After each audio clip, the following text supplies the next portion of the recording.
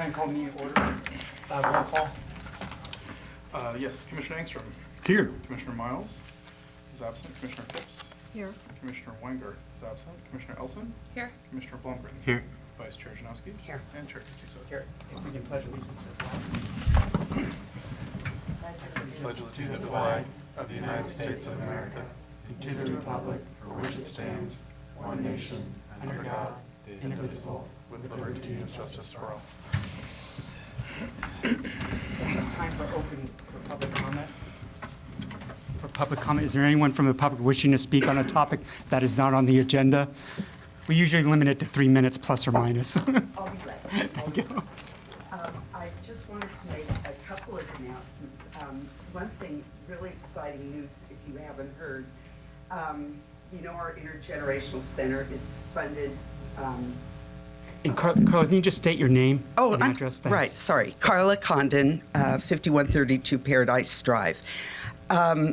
As you know, the intergenerational center. The town provides our staff person and the space, and our classes and our teachers are all paid through grant funding. And we applied for a county grant, which was a one-time only grant, and we'd gotten it last year. So I went through the whole process anyway just to see if we could get it a second time in a row. We did not. But the county felt that the intergenerational center has been so successful, wants to see it continue. And so on their budget this last week, they just approved to give us $25,000. So I'm really happy. That really is a great help to us. Also,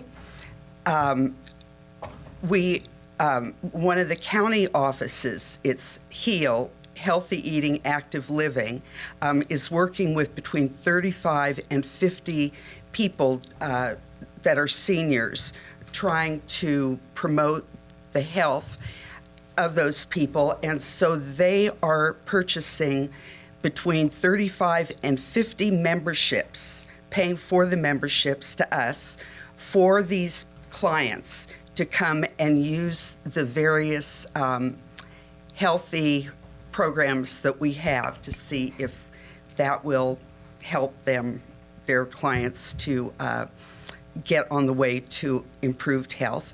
We also will be starting a new program right after the 4th. It is lessons in American Mahjong. And by popular demand, we were asked about that program, and we have an expert instructor who will be teaching right after the 4th. And then lastly, and I will follow up to give you the date, Mario has already approved the date, but in November, the Intergenerational Center will be putting on a holiday show, gala, fundraiser, and we will be selling things. For example, if any of you were able to get to the first anniversary party, we sold a lot of the artwork that was done by the members of the art class and children's art, and we raised a good amount of money from that. We will have that plus things that are being created in the makerspace. So anyway, I will follow up with the definite date, unless you know it off the top of your head, Mario. It's November the something. It's just before Thanksgiving. And so there will be, as there was before, November 22nd? Okay. We will have food, beer, wine, music, and lots of stuff so you can do your holiday shopping early. And I think that is about it. So anyway, thank you for your time. Thanks for all your hard work. It's greatly appreciated. Very gratifying. Hi there, I'm Pat Rovazio, 427 Oakdale Avenue. I want to thank Fred for inviting me here tonight. I was hoping I was going to be able to stay for the whole meeting, but I actually have an online class at 7 o'clock that I need to be back for. So Is that the ethics class? No, I just thought kidding. I would. No, I'm sure that's ahead, though. I just wanted to stop in and say I'm really looking forward to working with all of you. I'm excited to be back on the Planning Commission. I was on it a long time ago. And I seem to have this window now where I don't have any grandkids yet, and I've got some time on my hands because Bob's doing all the real work. So I really wanted to come back and just say that I really think it's a great time to do some really good Parks and Rec capital projects in our town. We have a great staff. We're in good financial shape, and I think we need to make hay while the sun shines before the next recession hits. I think we need to get some of these capital things in. The last time I was on the commission, I was just doing a checklist of all the stuff we got done. We did a new playground at Town Park. We got the skate park in originally, which was like pulling teeth in this town. We got the Piccolo Pavilion in, which, believe it or not, was also controversial. And we also got the High Canal Bridge built. And I don't know how many of you have been here long enough to remember that there used to not even be a way to cross over the canal on the main bike path going from Corte Madera to Larkspur. So we did a lot. Since then, Cafe Verde and Town Park Plaza have happened, and through the Bicycle and Pedestrian Committee, there is a New York High Line-inspired overcrossing being developed, being planned by Caltrans, working with Skidmore, Owings, and Merrill to cross over Tamalpais, connecting the two shopping centers, which will basically be like creating a whole new park in the air above 101. And Caltrans supposedly got us in their bucket, and there's some funding going in, and we don't know the details of it, but there are really great things happening. And I want you to know, I know that I have a reputation for being a bit of a bull in a china shop at times and really pushy, and I am committed to being a kinder, gentler Pat this time around, but I want you to know I remain as committed to ever to getting a lot of really great things done in Corte Madera, and I hope the Parks and Rec can be pivotal in those things. Is there a timer? Oh, I'm not used to the council meeting where it's like counting it down. We cut you off after 20 minutes. Okay, no. I just wanted to say I'm really looking forward to it. I will be here when I'm sworn in, and I'm really looking forward to working with all of you, and I hope we get a lot of great stuff done. Thank you. Thanks, Pat. Thanks. We're looking forward to it. Yep. Anyone else? Public comment? Okay, I will close public comment. Presentations, Old Town Square signage. Julie with the Beautification Committee.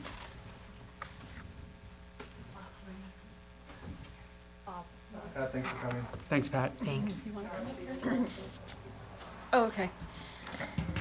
Okay. Tell me what you want up first. Yeah, that's fine. So I'm Julie Kritzberger. I run the Corte Madera Chamber of Commerce and chair the Beautification Committee. So we've been working with the town and Public Works and Brian from the Rec Department on projects that we could fund for the town. One thing that was brought up to us was the sign at Minky Park needs to be replaced. And so this is a sign that the Beautification Committee wanted to show you to see if this is something that you guys are, if you like this sign before we move forward. The Beautification Committee has approved this look and to pay for the sign. And so the sign would say Old Corte Madera Square, and there's story poles up, down at the square. There's 2 locations that there's story poles up right now to have it. And we've gotten approval also from support from the Lions Club and the Community Foundation to help with the sign or whatever we need, and they support what we're doing here. And the businesses at the square support having Old Corte Madera Square signage where you first come in, because there's no identity there. There's so many different names, Old Corte Madera Square, Minky Park, Piccolo Pavilion, so they kind of want something to be able to say, you know, you come here and everybody knows the same name. So before we went any farther, I wanted to present it to the commission to see what they think, if they like the sign, the locations, and before we proceed. Thoughts? Comments? I like it. Is there going to be a picture on the sign? Because that one has a bird. The example, or is it just going to be writing? I don't know. So we didn't get that far. We just liked the look of the sign, and we approved the name that we wanted to present to you, but we haven't. So no If- design about is There's locked no in? designs. We haven't gotten that far because Even if the it was script, something that, You like the script or, I mean. yeah, and the look of the sign. So, Okay. So just the fact that it's wood and that particular shape, okay. Mm-hmm. And it's kind of burnt in, the edging is burnt in on the, so, I mean, we could or couldn't have the, something on there besides the What do you think writing. is the best location? Well, I haven't sent it out. I haven't gotten feedback from my committee yet. The story polls just went up last week. So there's the one if you're going up the square that you would see going up, and then there's one if you're going down the square. I mean, coming down from, Larkspur, Corte Madera. So So you're choosing just one of these? This is two. there's two different locations? locations, yeah. So is there two signs or? No, just one sign. Mm-hmm. It'll be either one of these? Yeah. Okay. Yeah. My preference is the first one. But I can't speak on behalf. I have to get feedback from my committee. So we're just in the beginning process of this, but we just didn't want to keep, going any farther if this isn't something that you're interested in. Seems that there'd be more traffic on that one, right, on the, Yeah, because First most people one? that are coming from Coming up? Larkspur or Corte Madera Yeah. know where it is, where if you're coming off the freeway, coming up Tamalpais, yeah. and you're looking for Old Corte Madera Square, then you'd be able to see it from that way. Is there a way that the signage could be seen in either direction, like both sides of the same sign? I don't know, Bob. I think that would be difficult because, yeah, both of them are blocked on the back and I don't think you could. But the story poles are up there, so we're hoping that you could go by and take a look at it and give us feedback on what you think.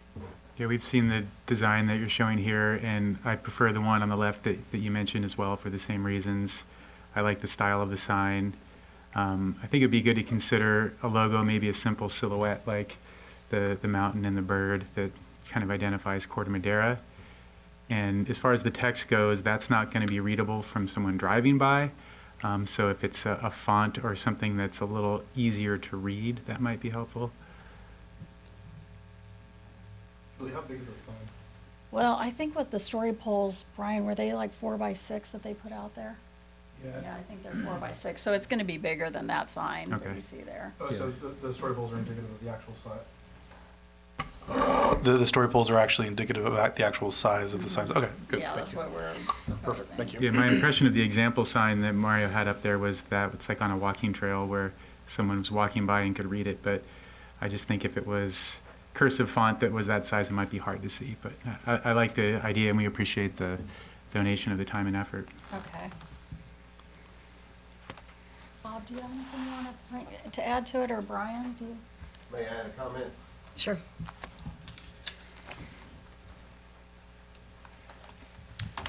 Bob Bundy, Golden Hind Passage, and also Chair of the Corte Madera Community Foundation, and on the Beautification Committee. And we had discussed this. We actually had a joint meeting of the Community Foundation and the Beautification Committee to discuss this.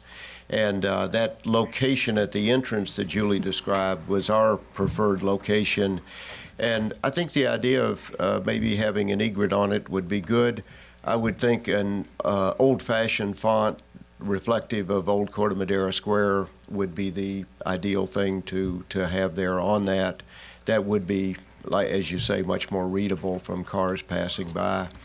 The style of the sign, everybody immediately gravitated to that. We had a number to look at, and we really liked that sort of natural style with some natural wood in there. I think that would really sort of enhance the sense of Old Corte Madera Square and would really look great there. One of the other things that we talked about in the Beautification Committee and the Community Foundation was potentially funding some signage that's historical signage with photographs and content on it, which is smaller, maybe 18 by 20, and on a stand that's 4 feet tall, similar to what you see in other communities. Tiburon would be a good example where they have historic photographs where the direction you would be looking at the stand from and what you would be seeing was what was there 100 years ago. And in the case of Old Corte Madera Square, a lot of that is still there.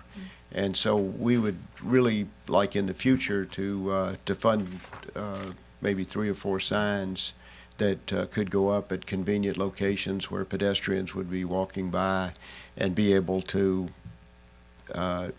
see what Old Corte Madera Square was really all about. Anything else? Any other comments, questions? No? Okay. So I think you've gotten some feedback from us. Hopefully that helps. Okay. If anybody goes by, feel free to email Julie or Bob and just let them know thoughts. And then maybe when you get more of the style, I want to say, of the actual design of the sign, maybe you can just come back to us or have Mario put it in our packets so we can take a look to see what it actually looks like. Okay. Because it sounds like you're kind of still in the early stages of it. Okay. Thank you. Okay. Thanks, Julie. Thanks, Bob. For consent calendar, we have. Oops. Oh, sorry, public comment. Go ahead. She's testing. Patty Stolier, 1411 Casa Buena.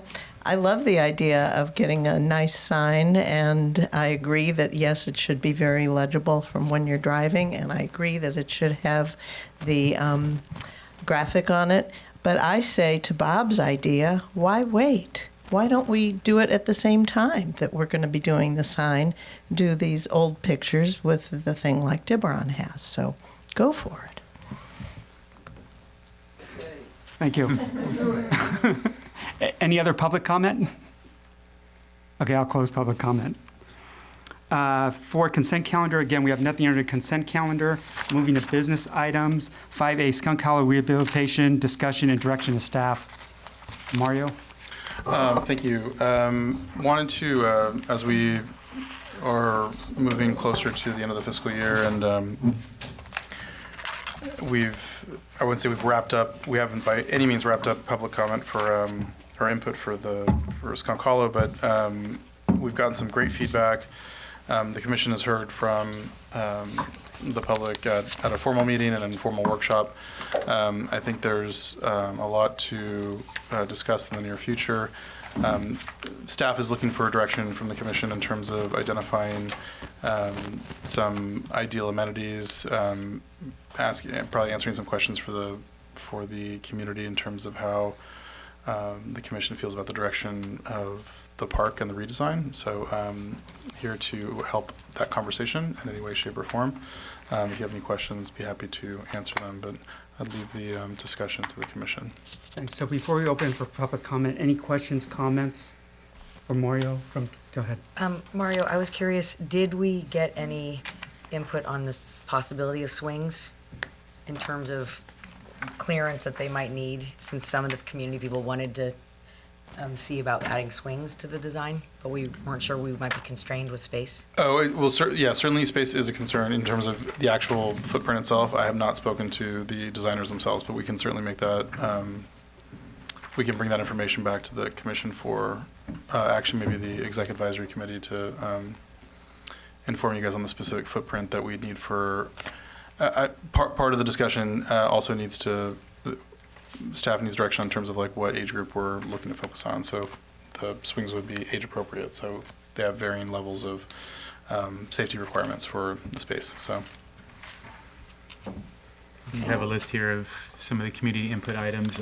I would add, if you want to stay in our chair's good graces, a contiguous fence around the facility. Yes. Thank you. He's been talking about that for a long time. Almost as long as the digital marquee. Any other comments? I did put barrier around playground for safety. I didn't identify it as a fence. Just don't call it a wall. Barrier? So it's a thick hedge. Whether it's landscaping or whether it's, yeah. One of the thoughts I had, several of us were at the community meeting over at the Cove, and there was a lot of people there who attended, and a lot of people spoke, and I felt like all the things that you might expect were aired out, and we got a good feeling. Before we had done that, we talked about having multiple events to bring the public in, and my thought was that we'd gotten probably adequate input to go back to the design company and say, here's our input, can you give us some options based on what we have? I think to keep the process going, I don't necessarily think we need another public meeting. No, this would be looking for direction from the commission on the amenities that we'd be looking at prioritizing. What we may want to consider is after we get a conceptual design, after we get input, after we figure out what direction we want to provide staff, and again, down the road, a month or 2 months, we get conceptual design. I don't know when we get that design, if we do want to have another community meeting like we did the last time to get input that way, because our commission meetings are okay to get public input and we welcome them.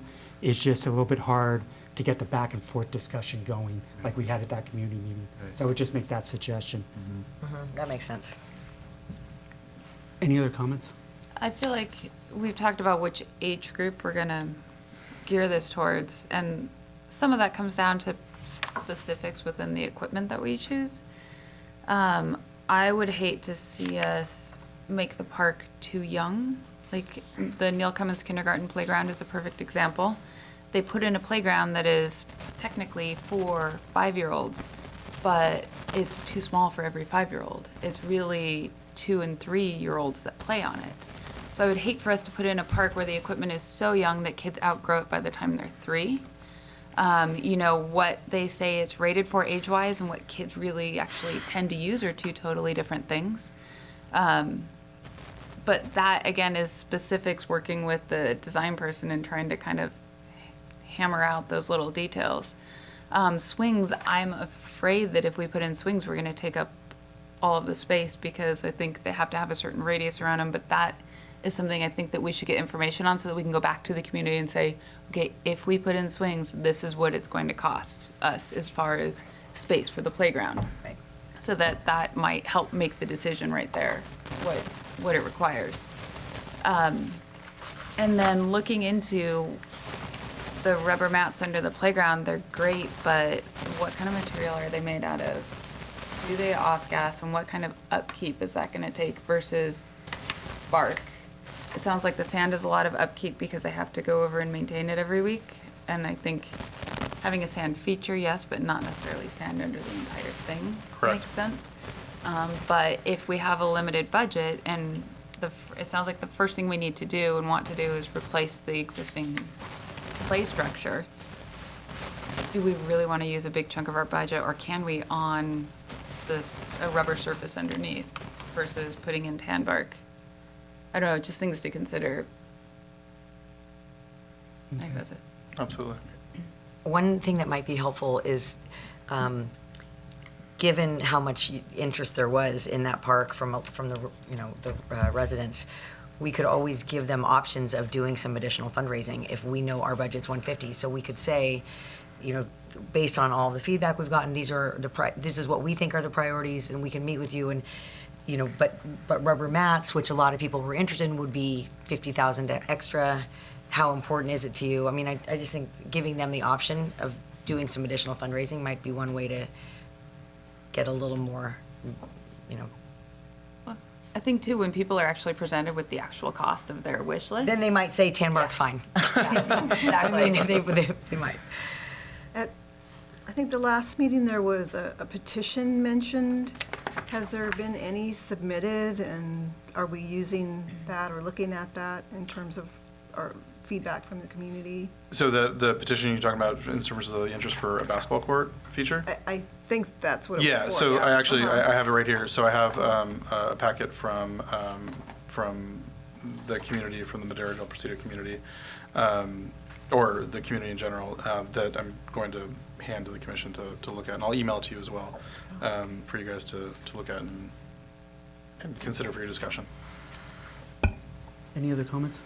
I'd just say that you've got this, this long list of amenities that I would agree with, and if you're looking for direction from us on what we might give to the design company, I think getting some options with these features, I think it might be ultimately a waste of their time and the community's time to look at a basketball court and a dog park, just because it's too small. It really is a tiny park. And there was a lot of people, almost everybody was saying, we'd like to keep the grass. And if you're keeping the grass, there's not room for a basketball park or a dog park, basketball court.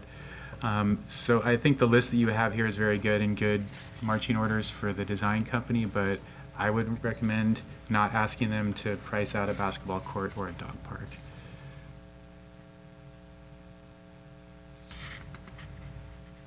I don't know if they could, because the company we're dealing with, they're strictly playground, right? Or is that something that, They do surfacing. I mean, it just Okay. it depends on how. If we wanted to consider a dog park area or a basketball court, that's something that we would talk to the engineers about in terms of working with the site plan. So it might not be specifically that this playground company would be giving us prices on a basketball court feature, but in terms of like the extent of the basketball court feature, then we could do some work with the engineers and, get a quote for concrete and hoop and paint and whatever it is that size-wise that we're looking at doing. okay. I think you're saying right now, Nick's, getting any cost estimates on basketball court, correct? That would be my Okay. hope. If agree we're with giving that. them direction, Right, I wouldn't recommend going that route right now. okay. I'm sorry, go ahead. Sorry, just two things for like playground specifics, and I know the schematics you showed us were old and just, kind of an idea of what could be done. But on one of them, there was this like zip line thing, and I would give them the direction of do not put one of those in for a couple of reasons. Kids can't do it on their own, so the parents end up pushing them back and forth on it. And they're loud, and I would not want one of those being put in right next to my house. There's one there because it's now. just Oh, is it like you have like ball bearings or something? You Yes, hear it? and then Yeah. it hits at the There's end. There's one one there in now, Piper and Park, you're right. too. Are you speaking from experience? Well, no, I mean, I was just thinking about the people who live next door and were worried about noise of basketball court. And that's one of those things that kids want to play with, and then they can't really play with it well, and they get frustrated. Every kid I know, my own included, their favorite thing is the monkey bars. Yeah, with that same amount of space and linear, it's all about the monkey bars. Right, right. So, So, tell like, them that. putting in some sort of monkey bar feature like that would be a much better use of that space. And then what age group, because you have younger kids? So my 4-year-old is learning how to do it, and my 6 and almost 8-year-old have completely mastered it. I mean, they look like they swing pickaxes on the weekends because they spend so much time on the bars. And they're at the point where if we say, hey, let's go to, a different park, they're like, I don't want to go, there's no monkey bars, or there's no bars. They're like, they're just the straight bars too. But do you think like between 3 and 12 years old? Is a good range? Yeah. Just for the whole thing and the whole. 3 is on the young end, really like 4 because they're not usually strong enough before that, up to, and the older kids, the 12-year-old kids like to climb up and sit on top of them. And They're flexible. Their age, there's a big range Yeah. they can use them. Okay. Thanks. One question I have, because we're only talking concept of the playground park, because you have a thing in here, and I think neighbors were talking about this also, tree trimming, removing dangerous trees and all that.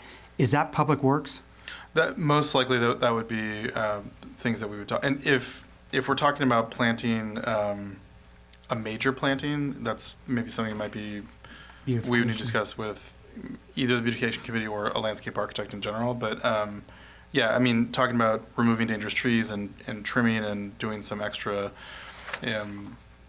maybe a once every sort of like 10-year type of maintenance to the park itself based on the vegetation is something that we would talk to Public Works about. And it wouldn't necessarily come out of the budget for the park itself. It would just be priority for let's work on the vegetation type of scenario, depending on what the commission was interested in looking at. Yeah, just the one thing to keep in mind is, to me, we need to sync it up so we don't build the playground, and then like a year later, Public Works does the work on the landscaping part. If there's some way to sync it up, either they do the work and then the playground goes in, or I don't want to say simultaneously. It should happen around the same time, in other words. Totally. I Okay, just think okay. in terms of what we're looking at in terms of priorities for what's important, do we want to remove eucalyptus trees? Do we Right. want to trim them back? Do we want to top them? Skirt them? There's different things that we can do to address some of the concerns the community had. Okay, okay. Any other comments from the commission? One other random comment. If we're looking at, size constraints that we have, one of the great things about swings is it's really good for little kids, and one of the reasons they like it, it helps develop their inner ear. And they're very good for kids who have self-regulating problems, so, some children with autism, things like that. If we don't have room for swings, they make some small features that spin, that do the same thing, that a lot of those types of kids are drawn to, so that might be something that could be put in place of that.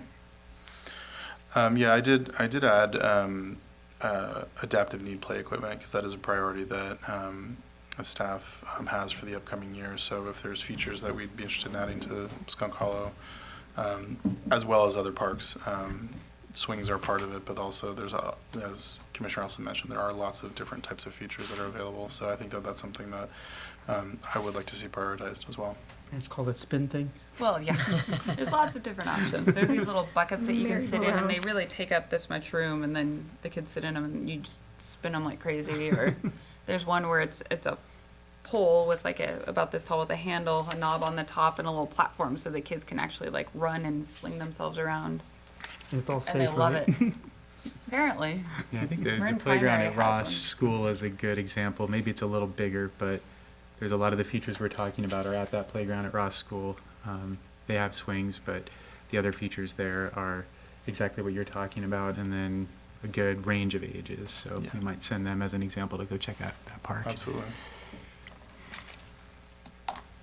Okay, any other comments? Okay, I'll open it for public comment, and then we'll bring it back to us to give final direction. With that, I'll open up for public comment. If you can just, when you get up, please just speak your name, address. We try to limit to 3 minutes plus or minus. Just try not to rattle on, please, for 10 or 20. Just be a little bit respectful. Thanks.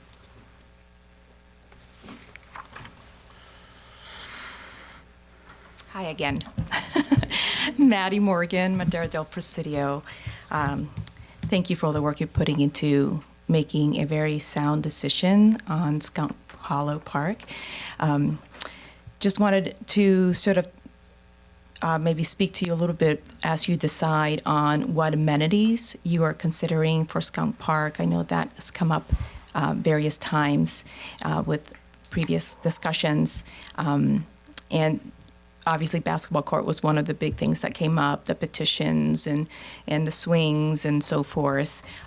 So Mario is probably going to present to you a little packet that Madera del Presidio has put together that has a petition of a lot of the children and parents and families who would like to see maybe a basketball court added to it. And I know that some of the concern is there enough space? And when you meet with your design company, is that something that's even on the table to discuss?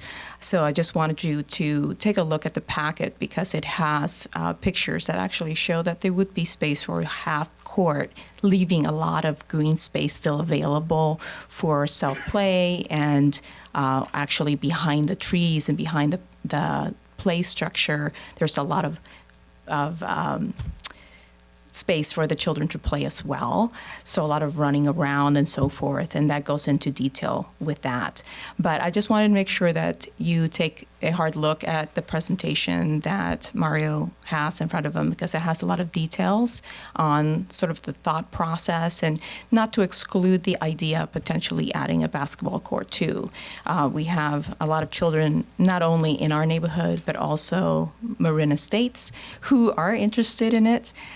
So just wanted to give you a quick sample of some of the letters that the children have written because they can't be here today, and I'm sure they want their voices heard as well. And you'll see some samples on your packet as well. Here's one from a boy named Mark. My name is Mark, and I live in Madera del Presidio. I like to walk, bike, and skateboard to Skunk Hollow multiple times a week, but sometimes I feel that the park is for little kids. But if it was upgraded, we could have a park for all ages and I wouldn't have to ride my bike all the way to the coast school in order to play or shoot some hoops. A new playground would also be fun to play with my friends. And I would like to have a new playground and have court basketball hoop, please. Sincerely, Mark, age 10. So a lot of the letters that you're probably going to see in your packet and many, many more are children that are 12 and under.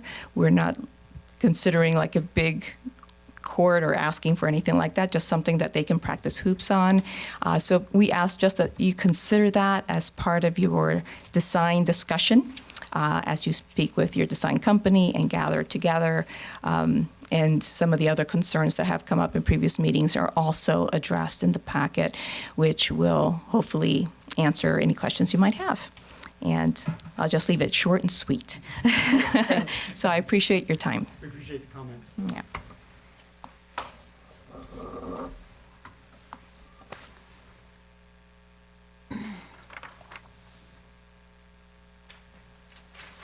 Hi, I'm Katie Ullman, also Madera del Presidio. My son Tyler actually felt very strongly that he wanted to participate today. So this is his first council meeting. It may not be his last, but he wanted to speak and share some thoughts as well. He did write a letter, but he might want to expand upon it. So I want a b-ball court because I like shooting, and it improves my aim, and I want an 8-foot hoop or a moving hoop from Tyler Ullman, age 6 years. Want to tell him anything else that you've been telling me about? Why you like it there? So we appreciate you hearing us out, but I would just say in terms of the versatility that I do think a court provides, it's not just about basketball, as I'm sure you know. There are many different imaginative things, both emotionally, creatively, physically, what you can do. And I know the noise is certainly a concern, but there are some incredible things and materials these days that you can do to help damper that, as well as obviously times you can use it. I'm sure you've got a great designer, but I did recently work with another playground company and they were actually chatting about this. So there are some interesting things if and when you might be interested, if your designer is offering, or if they're not, I'm happy to provide more details if that could be helpful. Thank you very much. Thanks. What's your son's name again? Tyler, thanks for your comments. You're going to make a great public speaker. Any other public comments? Okay, with that, I'll close public comment and bring it back to the commission. What direction do we want to provide Mario with and staff with? I'll summarize what I've heard, and feel free to add in. To consider. When we're looking at the amenities and the features that we're considering, that not to necessarily exclude anything overly specific, if we want to consider going to the community for fundraising options is something that we want to look at. We want to bring back more information about the options for surfacing in terms of prices, as well as concerns about off-gassing. The age range that I believe I'm hearing that we're looking at focusing on the park with would be ages 4 to 12. There's concerns about noise about a zipline feature. We would like to include on our amenity list monkey bars, and as well as features that serve adaptive needs children with varying degrees of physical limitations or otherwise, and that we have a good sense of the list of amenities that we're focusing on. I heard two voices of not strong support for basketball court. I heard one voice for not strong support for a dog park, but the rest of the amenities were, in general, appealing to the entire commission. Okay. Anyone want to add anything else? I guess I'll just amend that as far as basketball goes, I was suggesting that I don't think the design company should spend a lot of money and price out a basketball court, but if they want to show us the size of a half court and where it would be, that would be useful for us. Okay. Yeah, I agree with that. I think that in some way we need to look at it in response to community, input. I think you need to cost it out, if we do decide to cost it out separately from the playground part, though. Okay. And then for future discussion, maybe it would be helpful now if you know the answer. Are the courts at Granada School available to the public in non-school hours?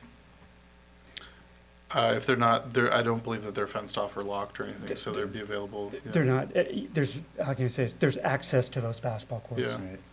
Okay, I think we should consider, as the one letter writer mentioned, the basketball courts at the Cove being an option, but it's further away, just to understand if there is an option there, or if those courts could be improved, or what other options we could have to make adequate basketball facilities. One thing to keep in mind with that is I think that property is owned by Reed School District. Yeah, Granada's So any Reed. improvements would have to be done through Reed unless the town Right. wanted to partner with them somehow. But we just have to keep that in mind because it's not even under a joint use agreement. It's flat out, it's theirs. Got it. Fred, there's a question from out here. Let me go ahead and reopen public comment. Just one quick question. Go ahead. I just wanted to say that Granada is locked, by the way, just in case. Oh, it is, okay. Yeah, you don't have you don't have access to it. You can get up there though, because they don't really have a formal gate on the driveway, and then there's steps. I think I haven't been up there in a while. There's also steps that go up through the small buildings. You can cut in that way. You can break in. Well, no, it's not. There's no. If you How can I need say? to play this? basketball. There's no barriers there. In other words, you don't have to jump over a fence or break in a gate. And actually, if you wanted to, you could go up to Granada Park and walk down through the eucalyptus trees. That one's a hike. Well, I've never been there, just kidding. I haven't been up there in a while. Do you need anything else from, thank you, by the way. Do you need anything else from us as far as direction? I think we have enough to bring the commission back some good information at a future meeting to consider. Okay, and then what's the timing? I think I would be working with the designers, the playground designers, to come up with some options for the play equipment by August, and at least get an updated draft design of conceptual design of what we're thinking. In terms of working with the engineers for a site plan, which would include the hardscape, landscaping, picnic sites, things that we're talking about. I'd have to work with them on a schedule in terms of see what their bandwidth is, but the goal is to complete it, and we will complete it the next fiscal year. Okay. Which starts on Monday. And I just thought, you have sand pit in there also, or a little sand area? I have a sand feature. Yeah. Okay. And are there extra, I want to say, picnic tables in there anywhere? Yeah. Okay. Okay, anything else from Mario? So I'm sorry, you're looking at August or so coming back to us? August with a updated conceptual design. Okay. All right, anything else? Okay, thanks, Mario. Thanks. 5B, 2019 Volunteer of the Year Discussion, Possible Action. Thank you. So at our last meeting, as you recall, we nominated Pauline Engelman for the Volunteer of the Year that's awarded to those members of the community over the age of 60. And we had not been able to fully blanket the community for nominations for a Youth Volunteer of the Year. And thank you, Emily, we received 2 submissions. I appreciate you working with the school on this. We have 2 submissions. The first one is for Catherine Chuang, and the other one is for Ryan Glennon, both who have been very active sort of in the anti-tobacco vaping current conversation with our schools and community. Very impressive write-ups from their social studies teacher, and I appreciate the time and effort that they took to supply us for the commission. They are our 2 youth nominees, staff recommends to the commission that they be nominated as a joint youth commissioners for 2019. And would be happy to take a recommendation for that. Any questions, Amorio? What's the deal with Polly that you mentioned? Pauline? Pauline, I'm sorry. We already nominated her as the Last senior meeting. volunteer leader at the last Okay, meeting. so do we need to vote on her also? No. We did last meeting. Okay, Yeah. sorry. Okay, so is there a motion for the 2 youth volunteers to make them co-volunteers of the year? I make a motion to make them co-volunteers of the year. Is there a second? I second that. Is there any other discussion? Okay, go ahead and call for the vote. Commissioner Engstrom? Yes. Commissioner Miles is absent. Commissioner Phipps? Yes. Commissioner Weingart is absent. Commissioner Elson? Yes. Commissioner Blomgren? Yes. Vice Chair Janowski? Yes. And Chair Casissa? Yes, Thank you. thanks. So So- do, I'm sorry, so you'll notify them then? Yes. Okay. And then, do they get to be in the parade too? If they're available, they'll have the option to ride in the parade. Okay. And Julie will contact them about that. Okay. 5C, discussion possible action on updated skateboard park rules. Yeah, so this is an item that we've talked about over a couple of meetings, and we've held over to continue the discussion. What I provided for the commission are attachments of some rules that there are rules and some other rules for some other local skate parks. We did reach out to our youth group that was pivotal in having the updated skate park created, and staff is recommending that we look at some additions to the rules that we would post. No running on the ramps, no outside obstacles that may be brought into the skate park. Do you want to and correct that typo? Obstacles? Obstacles? No, I'm talking about obstacles. I'm kidding. Come on, Eric, I gotta get you. Okay, well, in that case, Thank you. That's one of those spinny things. Thank you. I appreciate you catching that. And I think that we may want to continue our discussion on the age range that we want to, I like if we X, do want to actually. Keep have that. an age attached to the rules that may be supervised or unsupervised. So questions, comments on skateboard park rules? I'm wondering, do the kids have any idea about age limit for supervision? Do they have? No, the age probably wouldn't be, it wouldn't be a number that they would give us. It'd be describing kids on scooters with helmets. So I think they would probably be talking about 3 and 4 year olds. That would be my guess, but they were identifying more physically as well as opposed to a specific age. It has here the McGinnis skate park rules say children under 6 must be accompanied by an adult. And that seems like a reasonable number to me. I didn't see that, but I was going to say 5, and then I was going to, what do you think, Sarah, from the, I mean, if we say 5 and under, or, I mean, if McGinnis has used 6, maybe that's a standard. Yeah. Yeah, get- I mean, 5 and under could still be preschoolers, you know? Yeah, so So 6. maybe 6. Yeah, I like the idea of adding that, just because Yeah. then you're giving people ammunition in case they have the little toddlers that are at their sister or brother's soccer game that you've brought up before. Yeah. And guidance. I think. Good, yeah.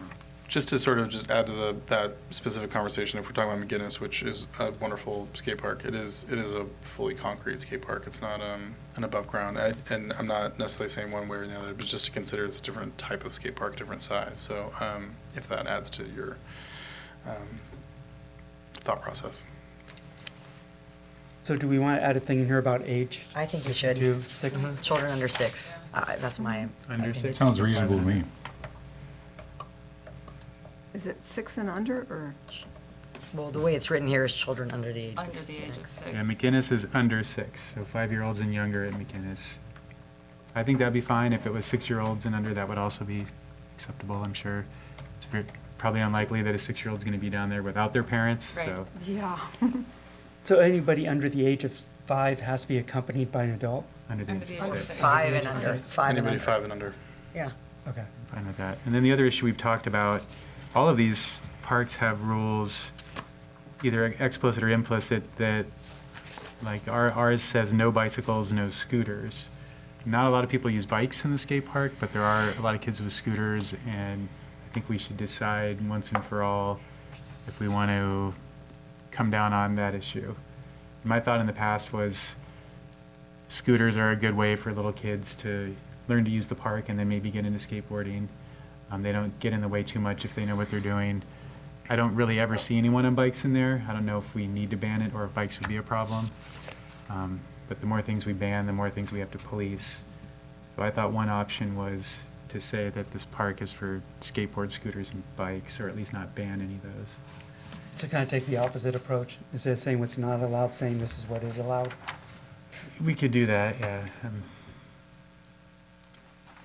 Are bikes hard on the ramp in any way?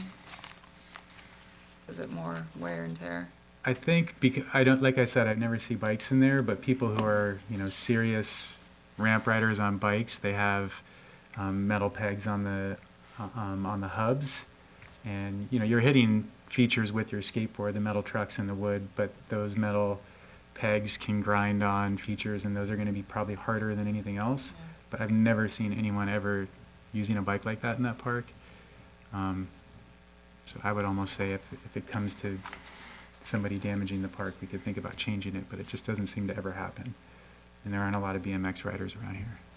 Is it dangerous or like a safety issue if there's skateboarders while there's bikers in there at the same time? And I know you've never seen a bike in there, but if there's that scenario, is that like a safety issue for, it seems like skaters would be more at risk than me. Yeah, I mean, I think it's all inherently unsafe because you can hit a pebble on a skateboard and you're going down hard, but I think a bike is, if you go down with a bike and a bike's 25 pounds of flying metal, it's more of a hazard than the little skateboard. So I think there is an issue there. But a lot of my thinking about not banning bikes is mainly because I just never see bikes in there. And people don't seem to ride bikes like that around here anymore. Okay. So what verbiage do you want to use then for that? Well, the current rule says no bicycles, tricycles, scooters, or motorized vehicles. We could just say no tricycles or motorized vehicles. What about three-wheeled scooters? Wouldn't, The Yeah. little. Yeah, I don't think that would be okay? called a tricycle. No, but I mean, do Right, we so I need don't think to- we would ban it, so I think those would be, that's the starter scooter. yeah. So I think there's a way for scooters and skateboarders to peacefully coexist, as long as there's no little kids in there who are running on the ramps and using them as slides. And if bikes become a problem, we can address that, but I don't think they will be. And we've also talked about, I think maybe they put on the self-closing gate, which greatly reduces the chances of little kids wandering in there. So I think They that need would to be a- repaired at the moment, but yes. I think that I would be. wonder if there's no bikes because it says no bikes are allowed. Yeah, I don't see why there's anything wrong with what it says right now. Because we're going to add scooters back in. Because we're not banning scooters. I have no problem if we keep the no bikes. The only reason I'm saying this is because I don't see them, but maybe Eric's right. Maybe there are enough bikes that people would get in there. Yeah, to and me, start it using. seems like, this is a skate park Yeah, in its name. yeah, And so it really should be for skateboarders. yeah. think That's what, it would Bikes. seem to me also that a bike park is something completely different than a skate park, Yeah.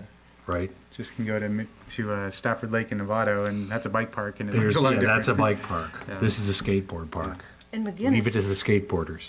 yeah, and McGinnis although it's a skate park, it's a lot larger that, can accommodate. This is a larger tiny- pieces of equipment.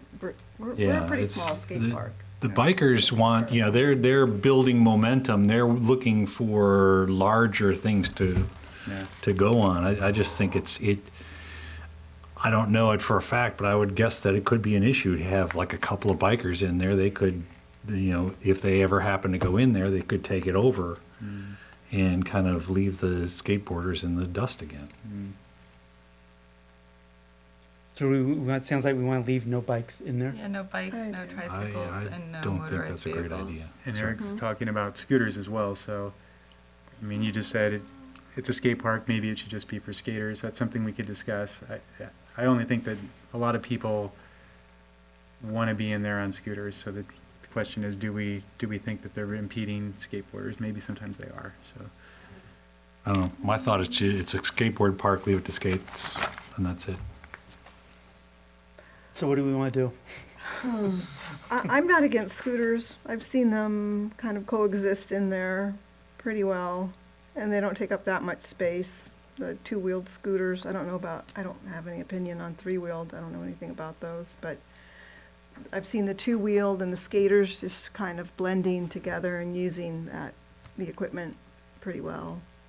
I vote to keep in scooters. I think it's a nice way for the younger kids that are just getting there to be able to use the facility and learn how to, interact with older kids. Because, I think you've kind of talked about the culture in there, like, They learn to etiquette from Yes, older kids. exactly. So no bikes and no motorized vehicles? Right. Tricycles. No motorized vehicles. Tanks. Did you get all that, Mario? There was a lot of back and forth. Also, Mario, there's one more typo. I don't think it matters, but I don't think you're cut and pasting, but violation, the last one, just in case you were cut and paste. So if everybody's okay, do we want to go ahead and make a motion to approve these? Or do we want to hold off and have one more last final look? Approve them. I think approve. Okay, so is there a motion to approve skateboard park rules with the comments that we provided to Mario? I make a motion to approve the recently discussed rules tomorrow. I second. Okay, any other discussion? Okay, go ahead and call for the vote. Commissioner Engstrom? Yes. Commissioner Miles is absent. Commissioner Phipps? Yes. Commissioner Weinberg is absent. Commissioner Olson? Yes. Apologize. Commissioner Blomgren? Yes. Commissioner Vice Chair Janowski? Yes. And Chair Casissa? Yes. Okay, thank Thank you, you. everybody. 5D, continued discussion on dog park in Corte Madera Town Park. Great. So what you have in front of you is the entire staff report that the town manager and I prepared for the council for their meeting back in May. And it has all the information that's been summarized for the commission to review. The purpose of the item on the agenda is to continue the discussion if the commission wishes to direct staff in any way for a future meeting. We will be identifying the dog park, a dog park in Corte Madera on the capital budget, not for next year, but it would be for a future year, for maybe as far out as 2022. But we'd be looking to identify the location, the scope and size of it, and get the commission's feedback on a location in Town Park on the Pixley side, if we want to engage the community some more in terms of how we want to hear from them on specific sites. But just get direction from the commission on how we want to approach that in terms of public outreach or not. Okay. Or how much, I guess, maybe is a better question. Not that we wouldn't. Okay, was there any additional direction provided by town council, or did it pretty No. much just come back to us? This is back to the commission. Okay, and then from our perspective, we're looking at a recommendation for the site, but that would include also, I want to say, us doing the homework in the sense of cost, ADA accessibility, any environmental issues, the whole package? Or are we just looking at recommending a site and then it gets taken over, or is it all encompassing? Because it may be hard to recommend a site without knowing the cost. No, and I think that's exactly part of the challenge with this project in terms of its scope and the concerns that the commission have, and how much of a concern it is for the commission.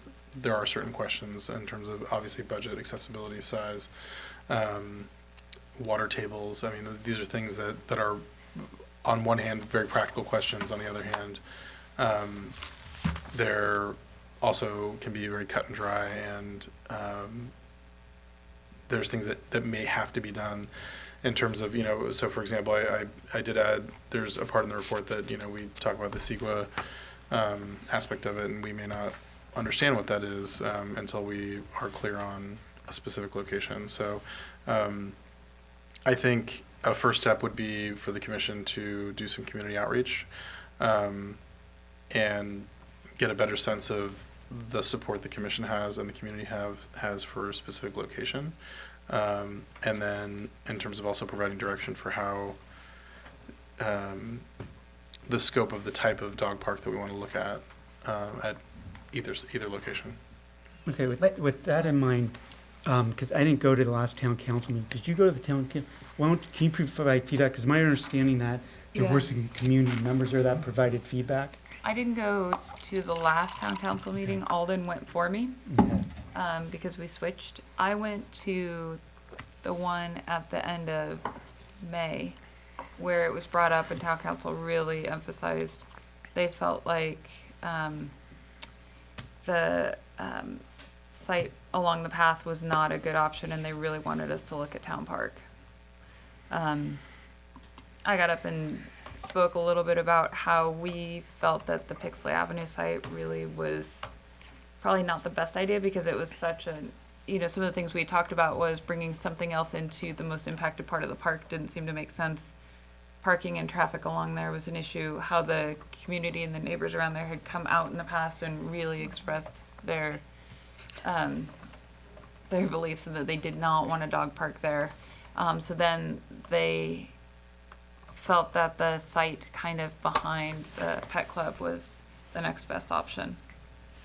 And they felt like and one of the concerns they really brought up with the site along the bike path was parking.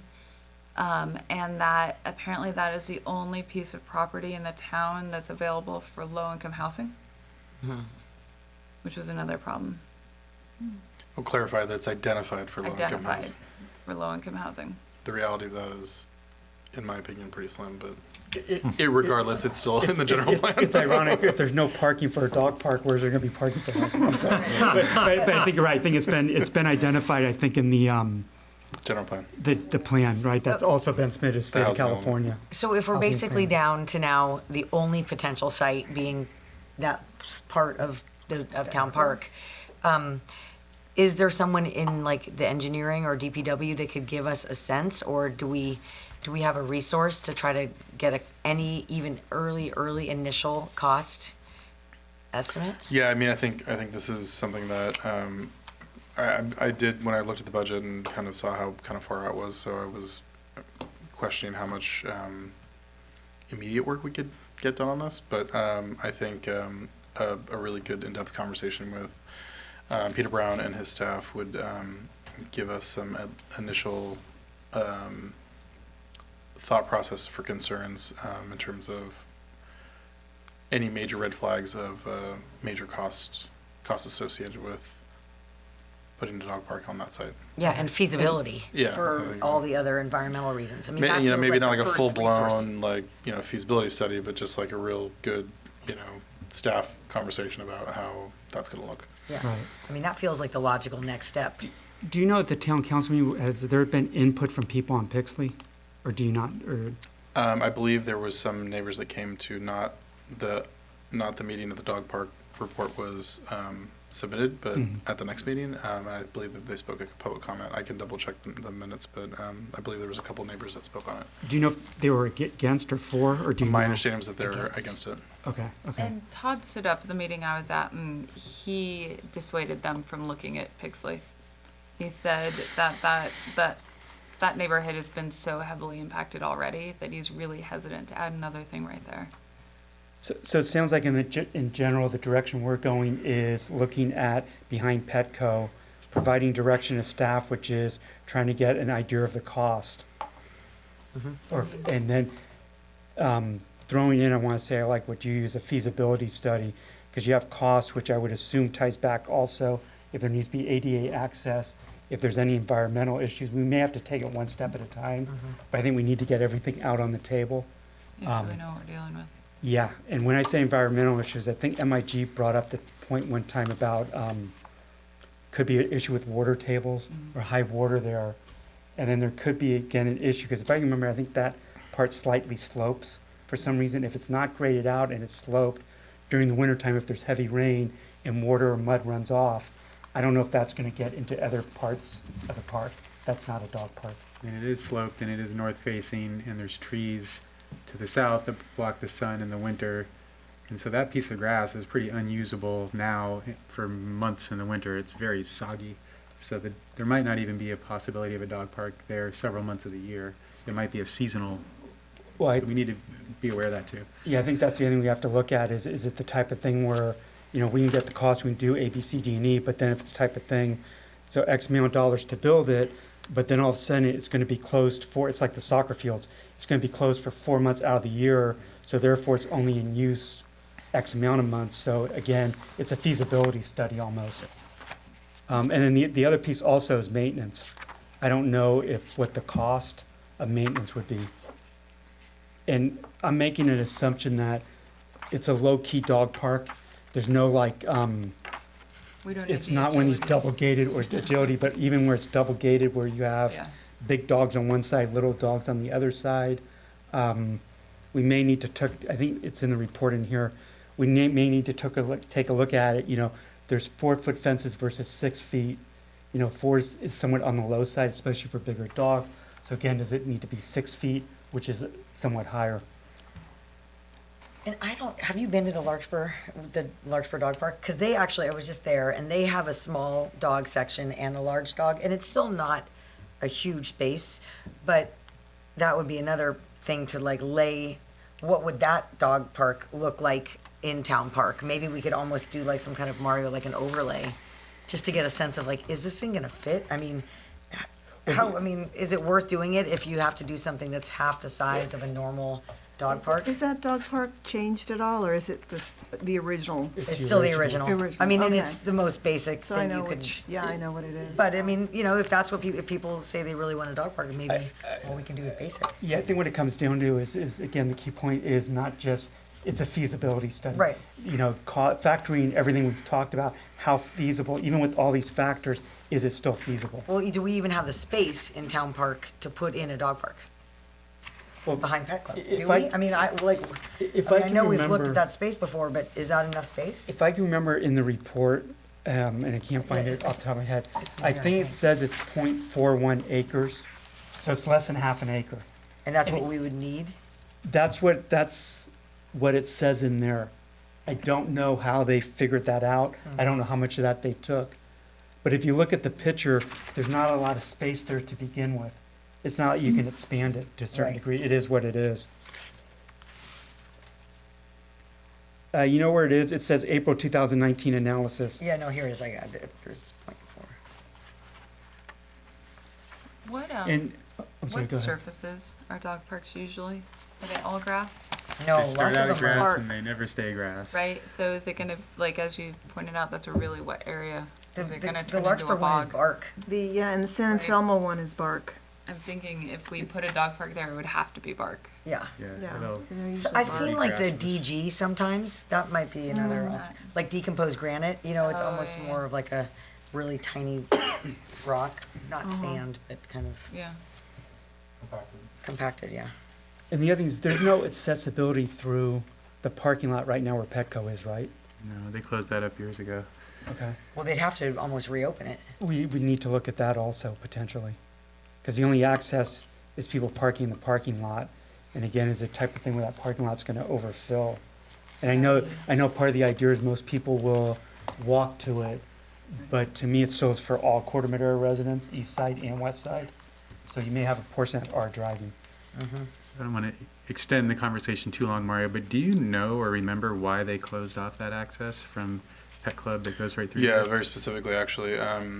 There was concerns from the Pet Club, the Park Madera Center tenants, that parking was being overused at the Park Madera Center for park activities. And so people were accessing the park via that parking lot. I And then assume that making it- parking lot's only for the businesses. And that parking lot was only for the business, correct? Has that changed now that it's owned by the town? I think that was a big concern when the town purchased it, and the access was closed off. I don't specifically remember what year that was. We could look it up, but and actually the fence was erected along that, to further sort of segment off the Eastman parking lot from that Park Madera Center parking lot. So the only opening that exists right now is between the corrugated barn next to Cafe Verde and, because technically the accessible parking spot that's right next to the barn belongs to Cafe Verde. I mean, is designed to go with Cafe Verde. I think the other thing is it may be more of a legal question, because if those businesses have signed a lease with the town, I don't know what those leases say. And the leases could sit there saying that X amount of parking spaces have to be provided for the businesses. Again, I don't know if it's a thing where town can go, we're rescinding that, but if it's a signed lease, it may be going in a legal direction. I'm just wondering if there's a way to still honor any lease agreements or any, because towns often have a stipulation, well, you have a business, you have to have this many parking spots, and maybe assign 4 spots that say dog park parking, right? All other spots for town center or town, I don't know if there's a way to work it out and at least put a couple spots there. That might be workable. Yeah. Okay, any other questions, comments? Okay, so you have, and staff have direction now? Okay. Thank you. I want to open it up for public comment. Any public comment? No, thank you. Thanks. Thank you, Mario. We'll close public comment. So will you come back at our next meetings? They're going to take you a couple meetings. It sounds like direction you have is behind Petco. Now it's a feasibility study, again, with all the factors I think most of us have mentioned. Yeah, so what I'll do is, let me talk to Peter and his staff, and if I can't get at least a just initial summary maybe to the commission for the July meeting, it might take a little bit longer to get a full sort of better detailed thought of it, but considering folks' summer schedule, I'll see what they can do and see what we can do together to bring the commission back some more information. Okay, thanks. Okay, 5E, commission goals for 2019 and 2020 discussion. I brought this up last time about having a couple goals for the commission. One of them is taking a look at Town Park and actually having a master plan for Town Park. Because right now we kind of do things piecemeal, skateboard park, the playground, possible artificial turf, possible dog park. It's all kind of like fragmented out. So what I'm looking for is somebody to take the lead. Again, you'll have support from staff and from, I'll say, Emily and myself, to take the lead and kind of take that and see about coming up with a master plan. And again, to me, it's all encompassing. It's signage, it's, the parking lot, it's the shopping center, it's all encompassing. Go ahead. Sorry, Fred, if I could just interject for a moment. Perhaps it might be at least initially a good exercise for maybe not the executive advisory committee, but maybe another 2 commissioners that want to take the existing master plan study that was done in 2007 and do a thorough review of it and maybe summarize some thoughts to present to the commission to update it. I had mentioned that I would like to have the commission look at the master plan, updating the master plan, not this next fiscal year, but maybe the fiscal year after. So if we're doing the groundwork in 2019-20, the background for that, to make those changes or updates on the next fiscal year, and then have actually a study group, update that master plan itself, I think would be a great idea if that's something that there's some commissioners that want to work with staff to do that. So we're looking for volunteers. One or more than one? A couple. A couple. I would do it if there's more, yes. Okay, so we Not have just by one. myself, but yeah, I'll volunteer for that. What's that? Yeah, we'll see. I don't want to self-volunteer her. We'll talk to Pat at our next meeting when she gets sworn in. Oh, okay. She might be excited to take on that project. Yeah. Alden Okay. might too. Yeah. And again, we could have 2 pieces of this or make it all encompassing. One is the master, the general plan for the town, and the other one is a plan for Town Park, but it could almost be all encompassing to a certain degree, correct? Or are we looking at two different goals? The master plan would be something that's more currently attainable. The general plan is something that requires, Longer-term unless planning. there's something very, very specific Okay. that the commission feels strongly about changing it or updating, which I'm not saying you don't. Right. But that's a much, Bigger task. yeah, we're talking about, actually, I thought it was closer to 10 years. It's probably more about 15 to 20 years out, actually. And not to say that the commission cannot review it and study it and have opinions about it, but in terms of actually executing an update to the general plan, we need to seriously consider that as a project, because it would be something that would take some doing. Okay, I guess then let's take one goal at a time. Yeah. Okay, so But we'll talk. we certainly should have no problem looking at it and absorbing the information that's there if we haven't had a chance to look at it recently. Okay. Thank you, by the way. Approval of May 20th meeting minutes. Everybody get a chance to read the meeting minutes. Are there 2 months or is it just 1 month? It should have been one. Did we miss a month? I think we have April and, Oh, the April May. minutes made it into the packet? yeah. Oh, nice. Mario, one quick typo for Tony, or it's for Pauline Engelman. She put an E, but it's an A.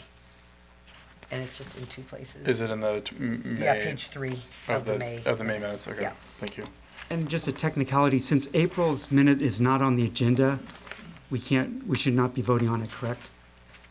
We should not, no. Okay, No, all right. we don't need. No, we just need to do May. We just need to do May. It's Okay. just, it's just Oh, an he just additional threw it in file the that I didn't have. package. Okay. I apologize. No worries. Okay, is there a motion to approve the May 20th minutes? I make a motion to approve with the edits. Okay. Is there a second? I'll second.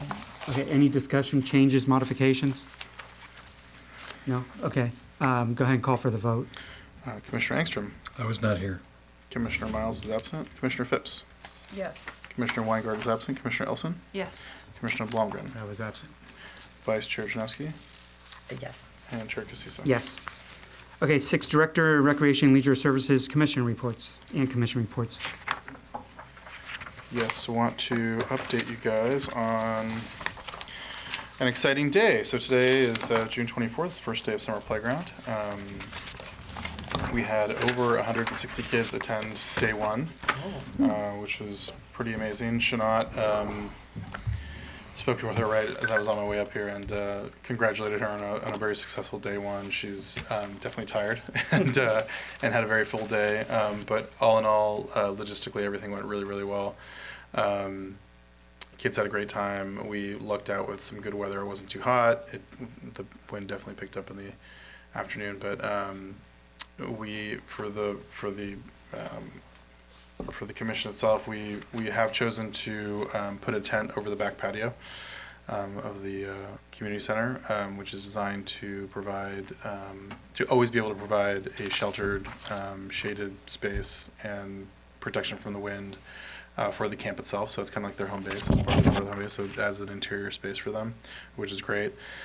Kids were having a great time. Staff looked great. They were out there monitoring the kids, and Brian spent a lot of time out there today, kind of making sure things were shipshape. And we spent a lot of time last week getting things ready for today. And I appreciate all the hard work that Shanat did with her staff to get things up and running. It is a lot of work, but we've had a successful registration period, and I think we had a dozen or so people signing up today, whether it was drop-in or sign up for the whole summer. So it's exciting, and we're looking forward to more updates on that. Is 160 like a record number of campers ever? Because I don't feel like I've ever heard that many. No, I mean No? it may be like in the past 3-4 years, Oh, maybe okay. for a high, but day one, week one is always the heaviest, and then it tapers off after July 4th. Actually, but Well, that's great. I haven't had a chance to talk to any parents, but hopefully the feedback is good. So we'll be updating you more on that. I do want to update you on a couple other things. Oh, so Summer Playground, as I may have mentioned before, and Shanat did, we have a lunch program in place for Summer Playground. So starting next Monday, parents will have the option of purchasing lunch for their campers on a daily basis if they want to, and that would cost them $8. So their name would go on a list, and we place an order with Good Earth's school lunch program, and they would deliver lunches for the camp. So I think it's a really great addition, and we hope it works out well. In some further updates, in response to if you remember, our community service survey that we provided last year to the community, customer service, survey, there was one of the things that stood out was our office hours. And we've had the ability to promote some of our part-time staff to a 3/4 time position, which is allowing us to create more flexibility with our office hours. So starting on Monday, next Monday, July 1st, our Monday and Tuesday office hours will extend till 6:30 p.m. And it's designed to help serve working families and be able to help with whatever customer service needs that they may have, whether it's issues with the website or online registration or summer playground or soccer or whatever it is. There is definitely a contingent of our community that has a hard time getting to our front desk, whether it be via phone call or in person by 4:30 p.m. So on Mondays and Tuesdays, we will be extending our hours from 7:30 in the morning until 6:30 at night. It'll be manned by 2 different people that will be overlapping for a certain period of time, 7:30 to 3:30 and then 10:30 to 6:30. And we'll keep you updated on how that goes, but we're hoping that that's a success and really shows the community that we're happy to make sure that we're serving their needs. If that's successful, do you see expanding it to other days? I don't have immediate in mind to do that for Okay. Wednesday, Thursday. If it's something that we really need to do, then I'm happy to look at it, but it's not something that I have as a goal at the moment. How are you going to publicize that? So we're updating all our website and voicemail, and we'll do some next door posts. Maybe we're at the signboard. And the signboard, yeah, exactly. Yeah, we'll put it on all the avenues that we can.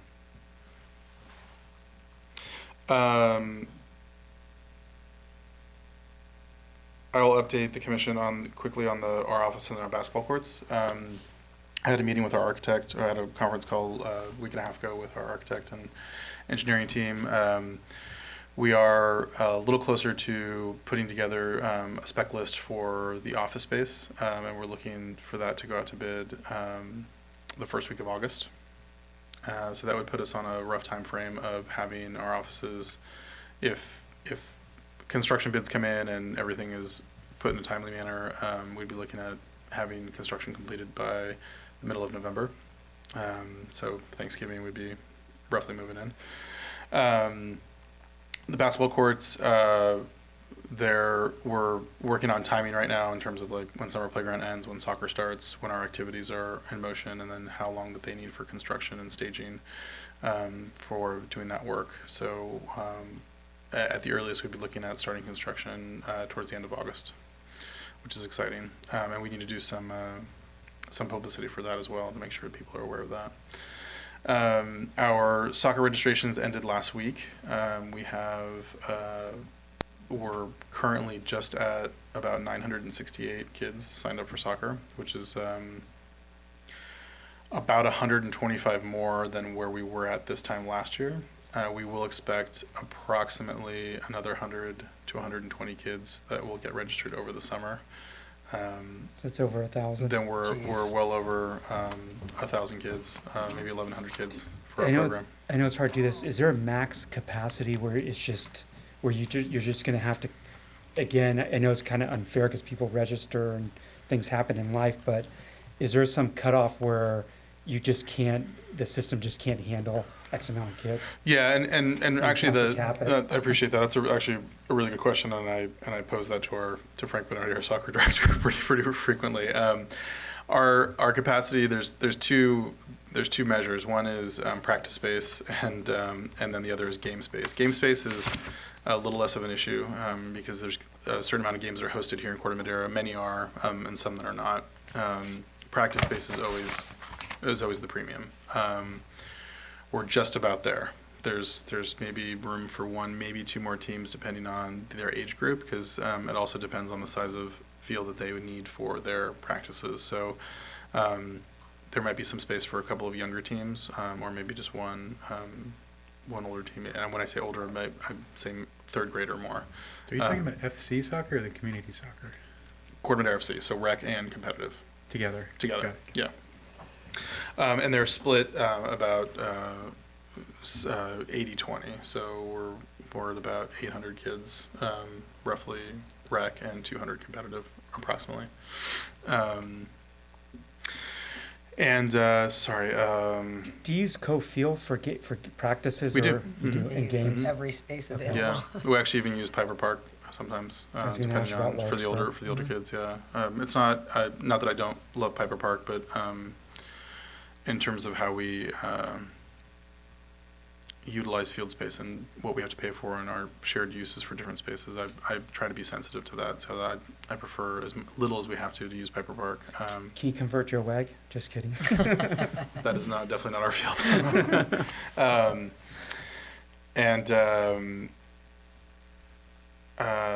Those are the only things I want to update you briefly off our list. I have one more update, unless the commission has any other questions.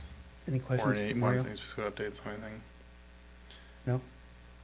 Okay. All right, so I do want to update the commission. Many of you probably don't know him, but Kevin Malone, who was our softball umpire for over 35 years, passed away on Father's Day, and Brian and I were really close to him. We've known him for a long time, and we've been in touch with his family. Brian and I went to go visit him before he passed, but I thought it appropriate to mention him at a commission meeting. He was pivotal in keeping our softball league alive for many, many years. Our over 40s and over 50s softball men's league, which I've spoken to many of them, and they've all expressed their gratitude for his work, and I want to mention it to the commission, as I'm sure many of you probably didn't know him or meet him, which is fine, but he was definitely a fixture in our community, in our department. I think he did everything from calling bingo to softball games to open and close for basketball tournaments, the gym. So wish to express our gratitude for him and our thoughts to his family and on behalf of the commission as well. So if we could, when we get to the point, close in his memory, it'd be great. Okay. Do you think we should do anything like a plaque to him, put it up by a softball field, something like that, and not maybe, again, having it generated from the commission and Park and Rec staff? Usually we get requests coming to us.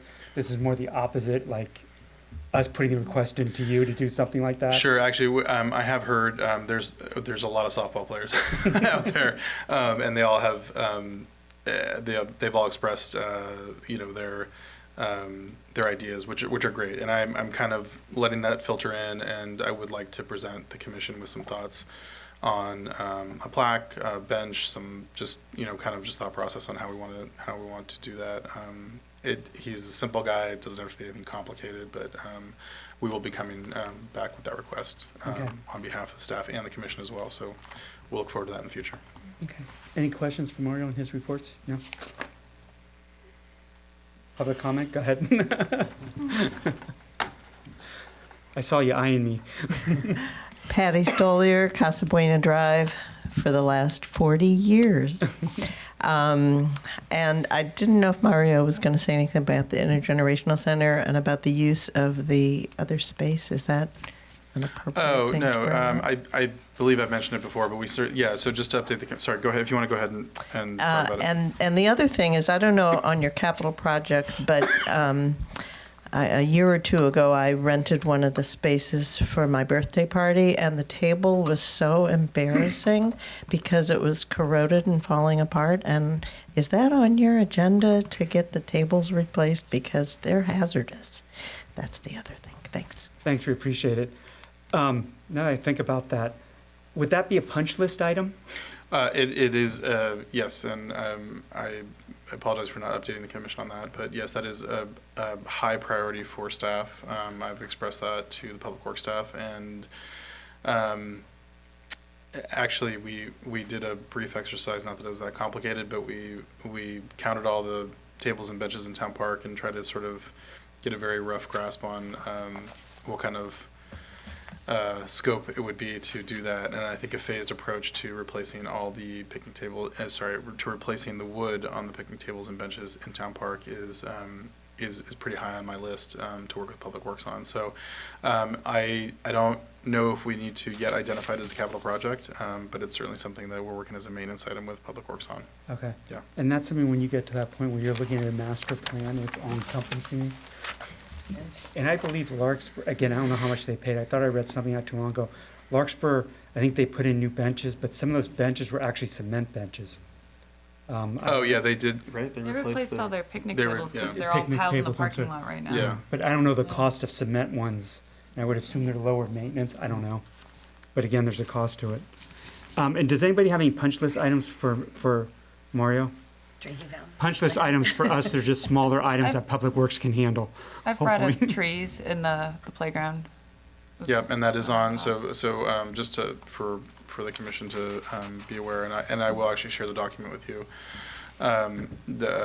We've created a Google shared doc between Public Works and the Park and Rec Department staff to identify those items that the commission has expressed concern about.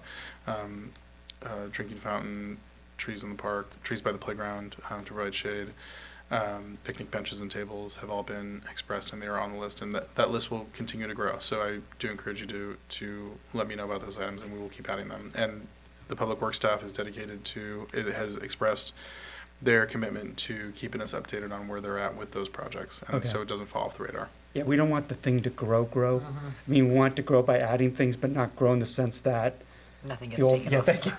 Taken off. Sorry, yeah, and I think I've mentioned the commission, but just one more time. As the group knows, we've taken administrative control over the Inner Rhythm Dance Studio that's over at the Park Madera Center. Brian has been working very diligently with all the users to establish a fall schedule. And one of the things that has been able to work out, will I think work out very nicely, is we currently have a yoga with weights class that's on Wednesday mornings in our intergenerational center, and there has been it is a very popular class, and space has been at a premium in the intergenerational center. The dance studio itself provides a much more appealing environment for that yoga with weights class. So starting the second week of July, that class will be moved over on Wednesday mornings to that Inner Rhythm studio. So we're excited about that because I think it's going to provide a really good boost for just make it a more comfortable space and more appropriate space. So we're looking forward to that. It's out of, I'll say 100%, how much is that space getting used? Like 50%, 60%? Summer's the downtime for Okay. that space in general, but it's pretty well booked up. I'd say upwards of 85%, I'd say. With classes and Yeah. programming? Okay. Yeah, existing and also stuff that Brian is working on adding in there. Okay. Yeah. Anything else? No. Okay. Commissioner reports. Do you have anything from the June Town Council meetings? The budget that has been talked about for a couple months was approved Okay. at the last June meeting. Executive Advisory Committee, we met, I think, last Thursday. It's Nate, myself, and Emily. Pretty much when we meet, we go over the agenda items. Sometimes a little bit more detail, but pretty much what wants to be on the agenda. So that's pretty much what we talked about. Anything on the ad hoc committee? We have a meeting coming up in July. Nothing in June. Correct. So, I will say second or third week of July, I believe. yeah, I feel like the 18th is Sounds in my right. brain for some Yeah. reason. Okay. Far away Any- from July 4th. Any commissioner updates, comments? Yeah, my two oldest girls went to a summer playground today, and they had a great day. And I also have a coworker. She, her husband suffered a traumatic brain injury a year and a half ago. And she was trying to figure out what to do with her kids for the summer. And I told her about the counselor and training program. And it's a godsend for her. Oh, wonderful. So her kids started today. Her boys, I'm trying to think of how old they are. They live in San Rafael. But for her to be able to work, she's the sole breadwinner now. Her husband can't be home with the kids. He can't take care of them, but he also can't have them there because the stress will cause seizures. So she was trying to figure out how she could work because she can't afford camps. And this was a solution for her. So it worked out. That's great. That's Yeah, it wonderful is to hear. great. Yeah, Yeah, it really I is. appreciate that. Really That's, great. I'll pass that on because Yeah. that's, I think that's really, yeah. it's great story. important stuff because Brian and I had the opportunity to talk to the staff during their training week last week, and we expressed to them how we were in their shoes 20 some odd years ago and how important the program is to many people in different ways. And this is a perfect example. So I appreciate you sharing that. Yeah, I told her about the camp and she said, oh, they're too young for camp. And I said, well, they've got this counselor and training program. And she's like, well, I don't know if we can commit to it. I'm like, no, you don't understand. Like, it's perfect. So. Good, thank you. I'm glad that it's helping. Did your kids come home tired today? Exhausted. Okay, it worked. Exactly. Then And that's- it that's a wasn't good even sign. hot. I was kind of worried if it was hot on top of the first day that they would just completely explode, but So they were okay. they warm out. Yeah, they wore them out. Anybody else? I just wanted to mention this is my last meeting as a commissioner, and I wanted to thank everybody. I've had a great time in the 2 or 4 years. It was time to move on, so I made the decision to do that, and I'm sure you guys are going to have a lot of fun in the future, and I wish you all the luck and skill in moving things forward with everything, dog park, all that fun stuff. So just thanks a lot, and I appreciate it. Yeah, we want to thank you for all your hard work. Yeah, And remember, thank you're you. welcome at any commission meeting. Come and keep us company. And Why not? Yeah. We want to bring you in on tennis consulting. I'm happy to do that. Courts, lights, nets, everything. You're going to be our tennis consultant. Thank you, Eric. Thank you. Thank you very much. Any future future agenda items?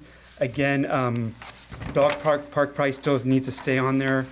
I don't know if we need anything for Skunk Hollow, right? Because we're going to cycle through. Probably wait till we get March. Yeah, Okay. I would love it. Okay, so if anybody has anything, before the next meeting, just let myself or Mario know. Town council meetings, okay, 7 is reorganization of commission. It's time to select a chair and vice chair. Is there an annual? I'm not going to do it. Sorry. Darn it. I noticed this is the only thing you bolded everything. So we don't forget. That's right. It's the last, put it year, in. yeah, the last item. Vince? I'd like to suggest Fred as chair. I would too. I would like to make a motion So I for Fred won't- to I remain as don't- chair. So I won't open nominations. Unless anybody else is interested in being chair. Okay, so is there a motion to approve Fred as chair? I move that Fred Casisa remain as chair. I second. Is there any discussion? All right, Brian, call for the vote. We'll discuss it offline. Your turn is coming next. Eric, I'm going to wait for last for you. So Commissioner Miles is absent. Commissioner Phipps. Yes. And Commissioner Weingart is absent. Commissioner Elson. Yes. Commissioner Blomgren. Yes. Current Vice Chair Janowski. Yes. And outgoing Commissioner Engstrom. I'll agree in spirit. Okay. And Fred, you can't vote for yourself, so Well, if I voted no, I still get outvoted, right? All right, Thank so you, moved. Fred. Yeah, thank you, Fred. You're welcome. Now we're on to vice chair. Any nominations for vice chair? Been thinking about this for a while, and I'd like to nominate Emily.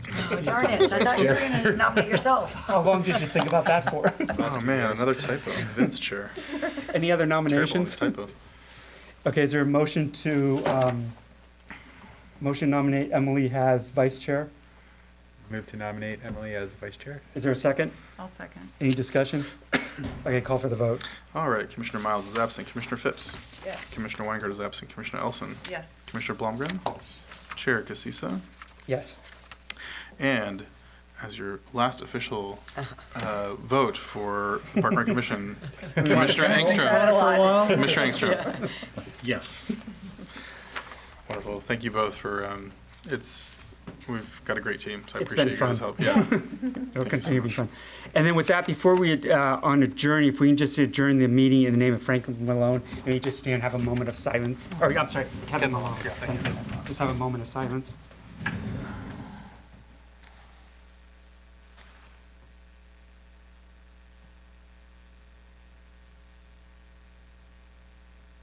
Okay, with that, we're adjourned. Thank you. Thank you very much.